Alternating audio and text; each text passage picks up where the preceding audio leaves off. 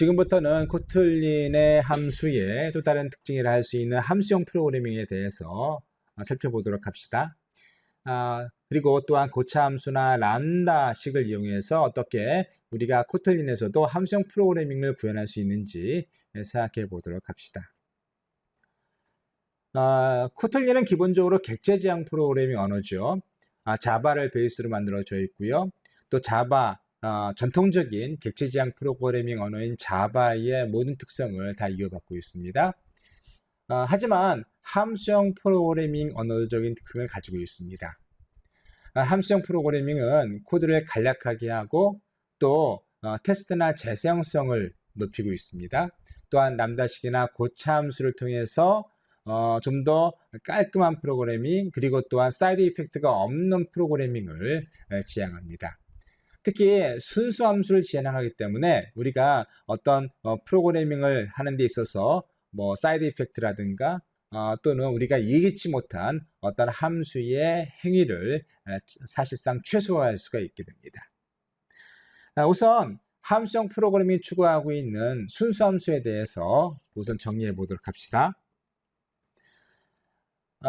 기본적으로 순수 함수는요, 사이드 이펙트가 없는, 부작용이 없는 함수라 할 수 있겠습니다. 다시 말해서 동일한 인자에 대해서 항상 같은 결과를 출력하거나 반환합니다. 따라서 어떤 임자 값이 들어가면 우리가 값을 예측할 수 있게 되는 것이죠. 다시 말해서 어떤 함수에 대한 그 비헤이비어가 결정적이라 할 수 있겠습니다. 디터미니스틱한 것이죠. array의 함수가 전통적으로 우리가 순수 함수라 할 수 있겠습니다.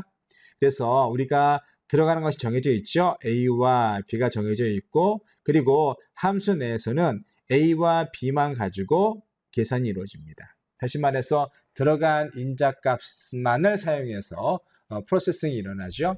따라서 우리가 어떠한 A와 어떠한 B가 들어가느냐에 따라서 이 함수의 행위가 결정되는 것이지 다른 것에 의해서는 결정되지 않습니다. 따라서 순수 함수는요, 같은 인자에 대해서 항상 같은 값을 반환합니다. 매우 중요한 특징입니다. 그리고 함수 웨이브의 어떤 상태도 바꾸지 않습니다. 다시 말해서 리턴 값 외로는 함수 외에 다른 변수라든가 아니면 이 함수로 호출한 다른 함수 내에 있는 어떠한 특정한 변수 혹은 글로벌 변수를 바꾸지 않습니다. 사이드 이펙트를 전혀 일으키지 않는 것을 의미할 수 있습니다. 자, 그렇다면 순수 함수가 아닌 경우는 또 어떤 것이 있습니까? 자, 이 그림에서 보시면 지금 유저 그레이드라는 함수를 호출하고 있죠. 그래서 책이라는 함수에 유저 그레이드라는 함수를 호출하고 있습니다. 자, 그러면 사실은 책에는 어떠한 인자도 없죠. 그리고 이 유저 그레이드에 의해서 테스트가 결정이 되고요. 자, 테스트가 또 프로세스에 의해서 프로세싱 됩니다. 자, 우리가 테스트가 프로세스에 의해서 결정되는 것은 이해할 만해요. 왜냐하면 어떤 함수가 어떤 함수를 호출하는 것이니까. 그런데 자, 책에서는 어떠한 인자값도 받지 않음에도 불구하고 우리가 테스트가 user.grade라는 이 함수에 의해서 계속 바뀔 수 있겠죠. 다시 말해서 이 입력값이 user.grade라는 함수를 통해서 들어옵니다. 따라서 이 user.grade가 어떤 값이냐에 따라서 우리가 이 책의 값을 예측할 수도 있고 예측할 수 없을 수도 있습니다. 자, 아래에 보시면 더 그러한 점들이 분명히 드러납니다. 지금 noPureFunction이라는 함수가 있는데요. 인자는 A와 B만 존재합니다. 결과를 지금 인티저 타입의 어떠한 value로 리턴하는 것이죠. 그런데 여기 보시면 글로벌 값을 글로벌 변수를 사용해서 값을 받고 있죠. 다시 말해서 정식 인자가 아닌 공유 베리어블을 통해서 들어온 그러한 값이 이 함수에 영향을 주고 있는 것이죠. 따라서 이 함수는 순수한 함수가 아닐 수 있습니다. 다시 말해서 자, 어떠한 인자값에 의해서 이 함수의 행위가 결정되는 것이 아니라 다른 변수나 다른 함수에 의해서 결정된 값이 이 함수의 실제 행위를 결정짓는 것이죠. 그래서 이러한 함수는 순수한 함수라 할 수 없습니다.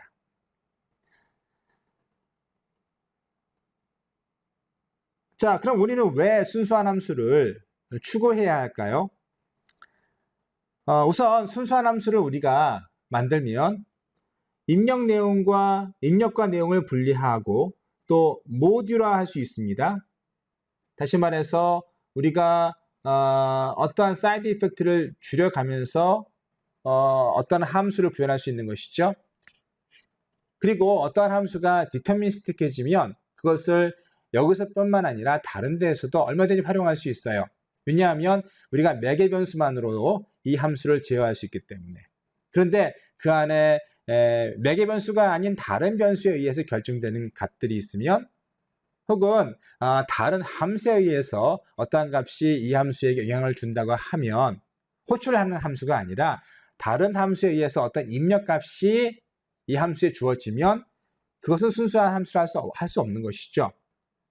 더구나 이러한 함수를 다른 데에 쓰는 것은 더 불가해요. 왜냐하면 이 함수는 이전에 쓰였던 상황과는 다른 상태에 놓여 있죠. 왜냐하면 다른 글로벌 변수라든가 아니면 이 함수에게 입력을 주는 다른 함수에게 영향을 받기 때문에 그 함수는 다른 데에서 사용할 가능성이 적어지는 것이죠. 또 특정 상태에 영향을 주지 않기 때문에 병행 작업 시 안전합니다.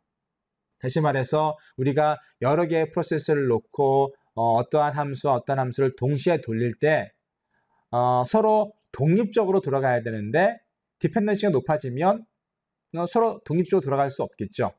하나가 돌아가면 하나는 서 있어야 할 수밖에 없습니다. 또 함수값을 추적하고 예측할 수 있기 때문에 테스팅이나 디버깅이 유리해집니다. 어쨌든 모듈화가 되기 때문에 우리가 이러한 순수함수를 계속 만들고 싶어 하는 것이죠. 그런데 이러한 순수한 함수는 기본적으로 함수형 프로그래밍이 제공해 줄 수 있습니다. 함수를 매개 변수, 인자 혹은 반환값을 제공하는 것이지 고차함수라고 부르는데 다시 말해서 함수의 인자가 함수일 수 있고요. 또 함수가 매개 값으로 올 수 있습니다. 또한 함수를 데이터 변수나 아니면 데이터 구조에 저장할 수도 있어요. 그리고 어떠한 변수 자체가 함수가 되는 것입니다. 따라 상당히 플렉서블해지고 모듈화 가능해지고 또 사이드 이펙트가 없기 때문에 우리가 이 함수를 언제 어디서나 독립적으로 사용할 수 있습니다. 굉장히 좋은 특징을 가졌어요. 정리하자면 순수함수를 우리가 추구하는 이유는 뭡니까? 모듈화가 가능해지고 또 어떤 함수의 사이드 이펙트가 적어지기 때문에 병렬화가 가능해집니다. 또한 함수형 프로그램의 가장 큰 특징은 모든 객체를 함수처럼 취급한다는 거예요. 심지어 기본 변수, 기본적인 이를테면 프리미티브 변수라고 생각하는 인티저라든가 스트링, 캐릭터 이런 모든 것들이 객체화 혹은 함수처럼 취급됩니다.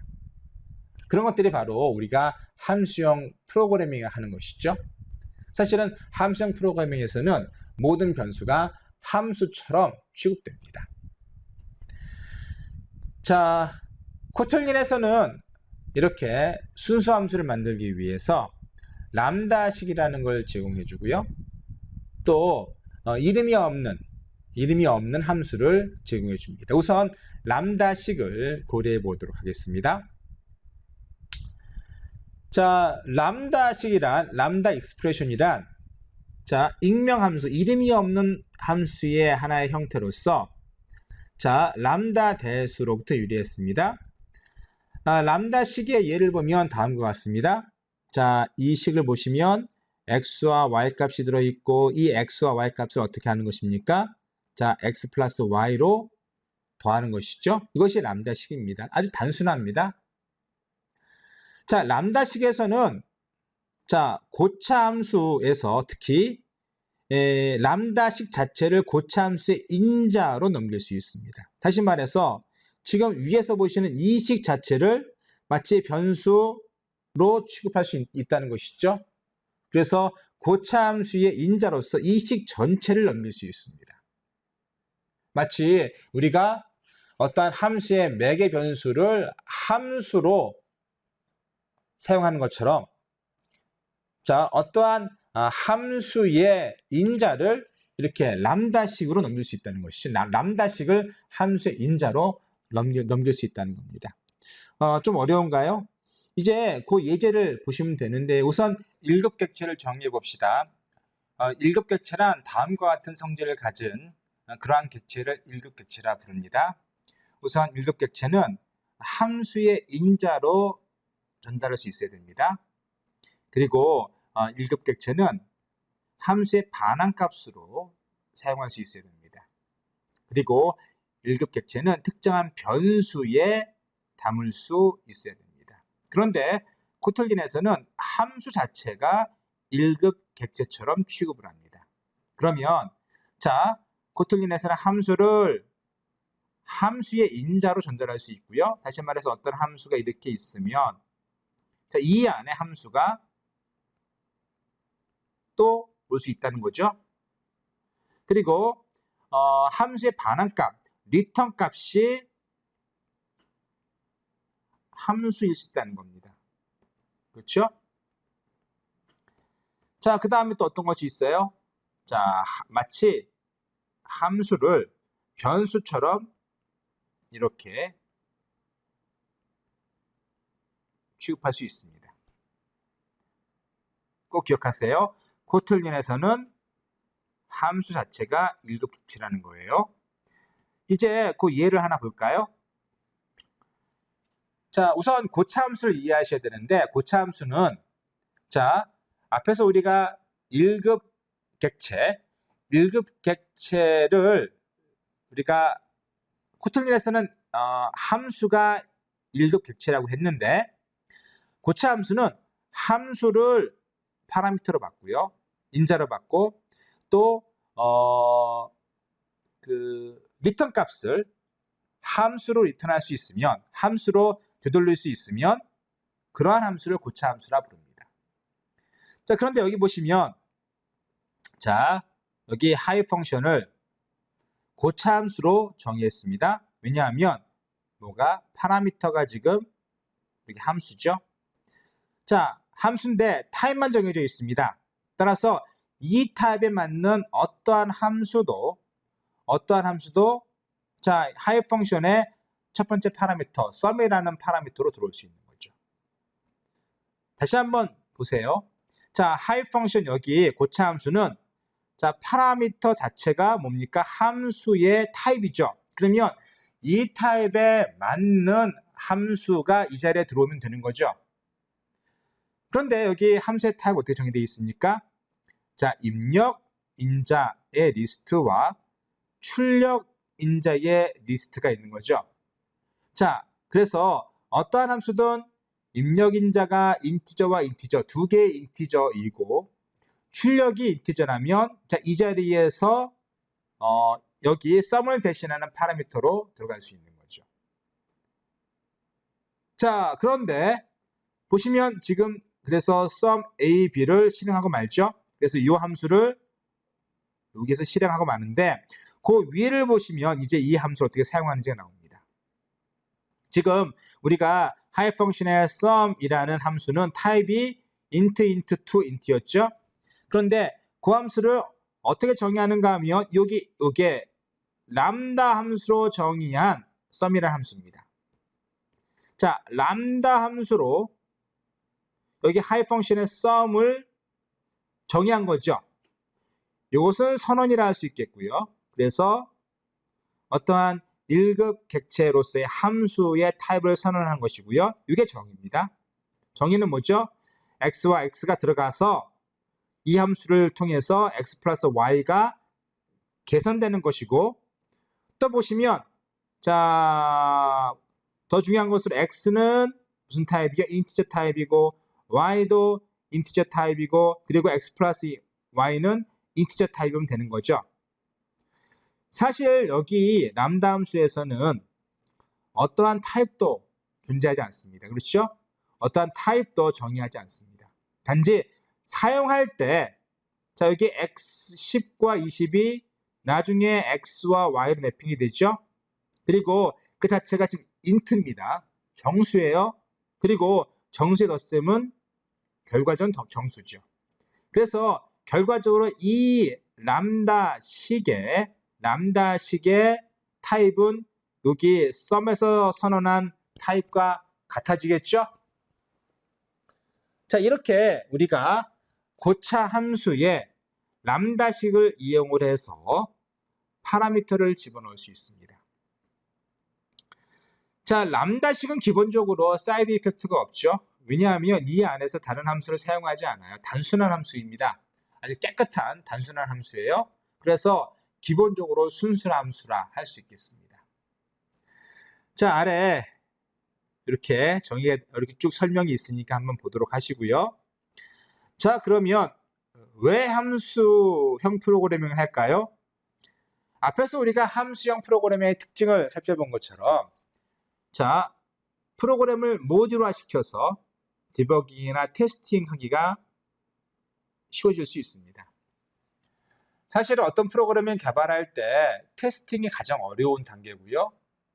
사실은 테스팅은 기본적으로 문제가 있다는 정도를 드러내는 것이지 그 문제의 해결은 디버깅을 통해서 하죠. 그런데 디버깅은 매우 까다롭고 어려운 작업 중에 하나입니다.